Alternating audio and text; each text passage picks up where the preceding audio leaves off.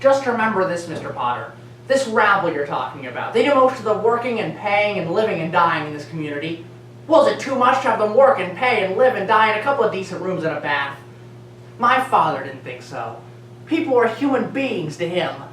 But to you, a warped, frustrated old man, they're just cattle. Well, in my book, he died a much richer man than you'll ever be.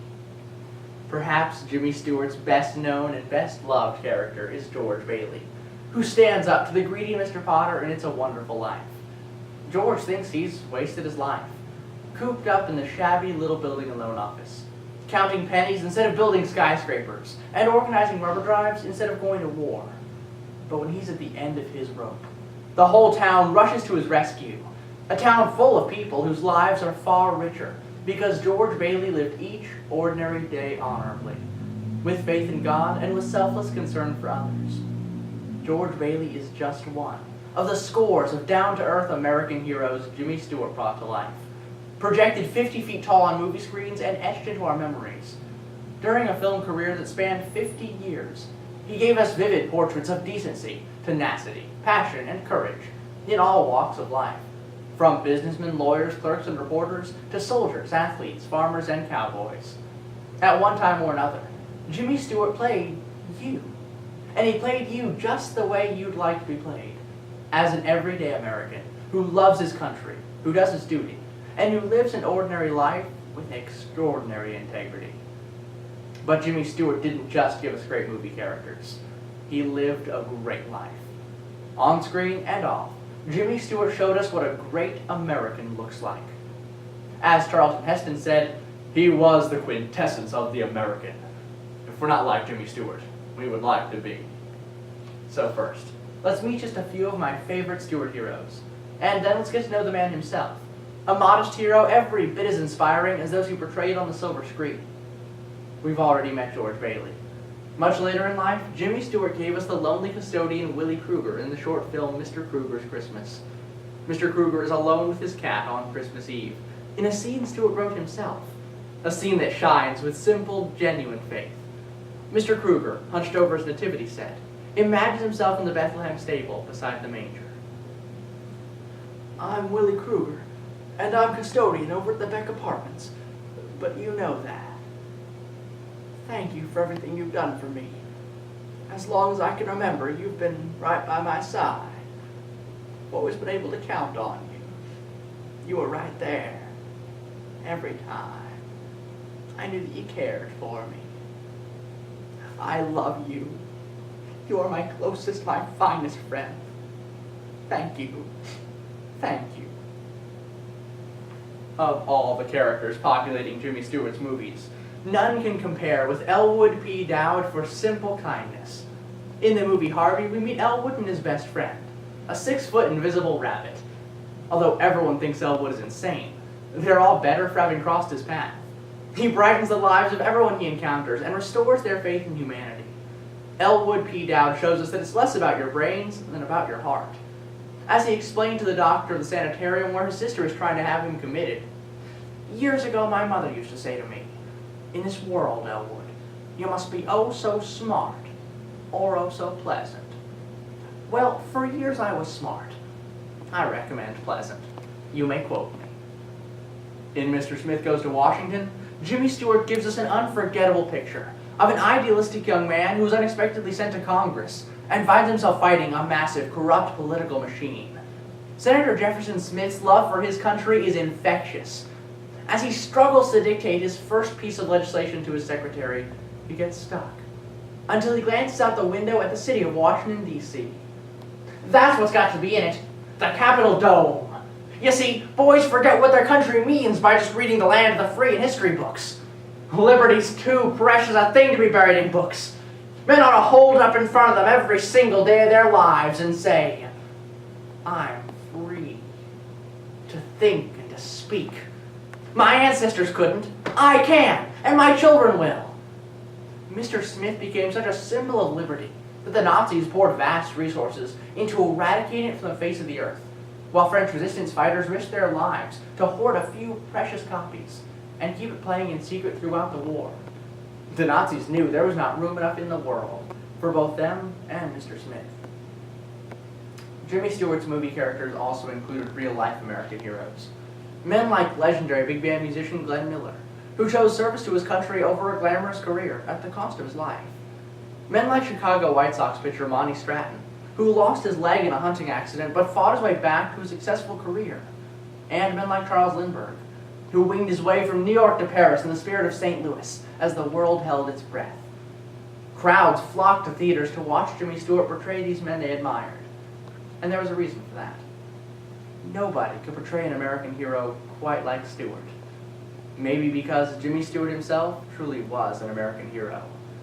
We love each one of the 80 memorable movie heroes he gave us. And the things we love most in them, we find in Jimmy Stewart himself. Jimmy Stewart was, first and foremost, a man of duty. He came from a line of men who had served in every American war since the Revolution.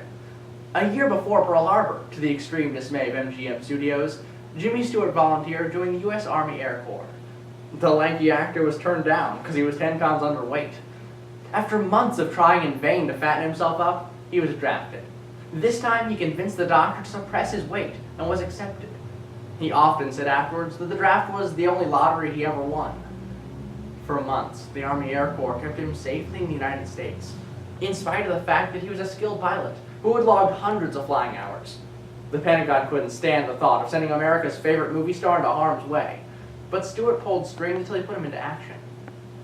His military service could fill a book, and it does fill Star Smith's book, Jimmy Stewart, Bomber Pilot. Stewart flew B-24s in 25 combat missions over Germany and occupied Europe. He was not required to fly these missions with his men, but he found ways around the rules so that he could fly more missions than Air Corps regulations allowed.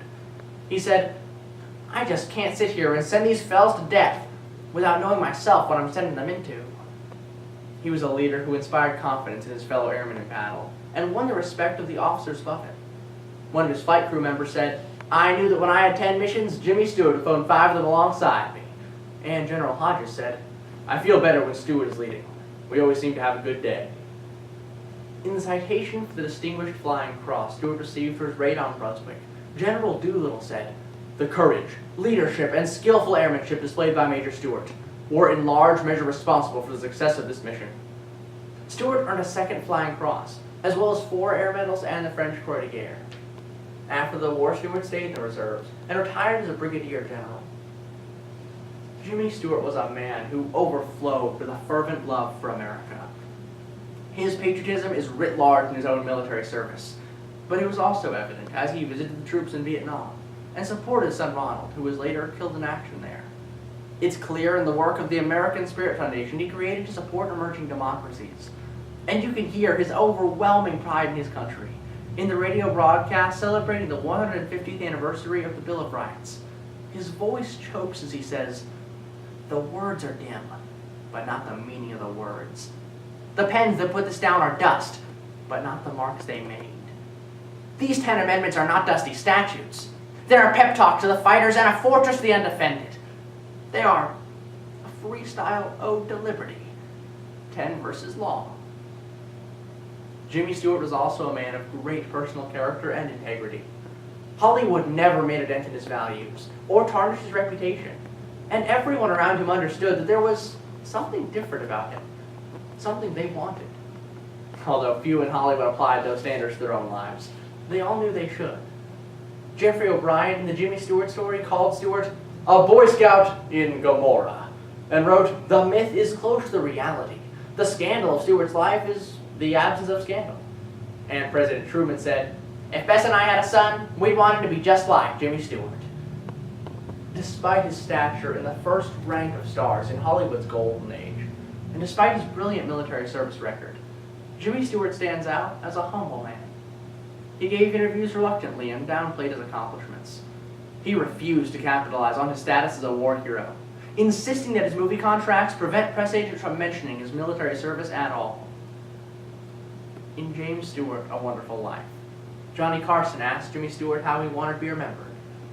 Stewart answered, "As a guy who believed in hard work and decent values, love of country and love of family, love of community and love of God."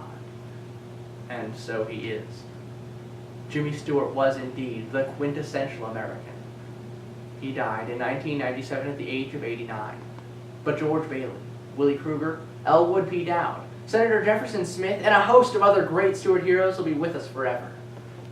He speaks his very last words on screen as Sheriff Wiley Burke, a dog in the animated movie An American Tail, Fievel Goes West.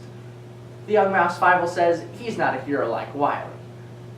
In that slow, distinctive drawl, Stewart replies, "Maybe not. Maybe a real hero's the last one to hear about it. Just remember this, Fievel. One man's sunset is another man's dawn. I don't know what's out there beyond those hills, but if you ride yonder, head up, eyes steady, heart open, I think one day you'll find that you're the hero you've been looking for."